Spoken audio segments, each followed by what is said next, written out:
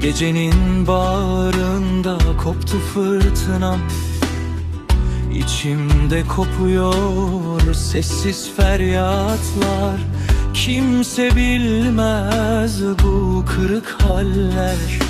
Ağlama gözlerim, Mevla kerimdir.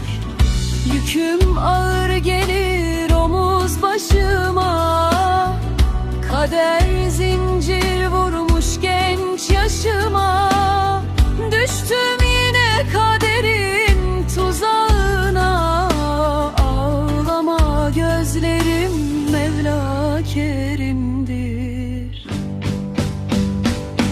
Ağlama gözlerim, Mevla kerimdir. Sabreden kulun yolu selimdir. Felek ne yazarsa hükmü birdir. Ağlama gözlerim, Mevla kerimdir.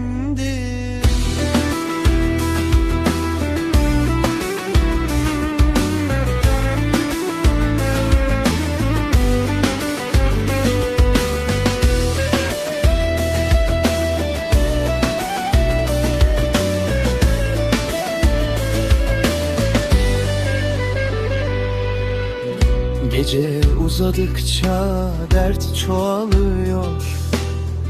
İçimde bir yangın durmadan yanıyor.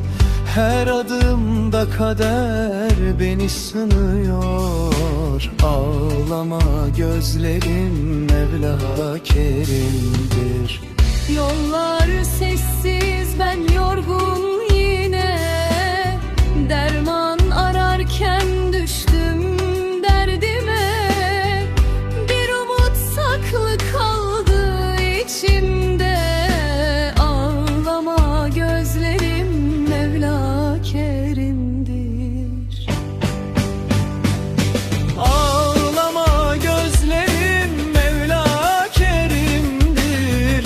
Sabreden kulun yolu selimdir. Felek ne yazarsa hükmü birdir. Ağlama gözlerim, Mevla kerimdir. Ağlama gözlerim, Mevla kerimdir. Sabreden kulun yolu selimdir. Felek ne yazarsa hükmü birdir. Ağlama gözlerim, Mevla kerim.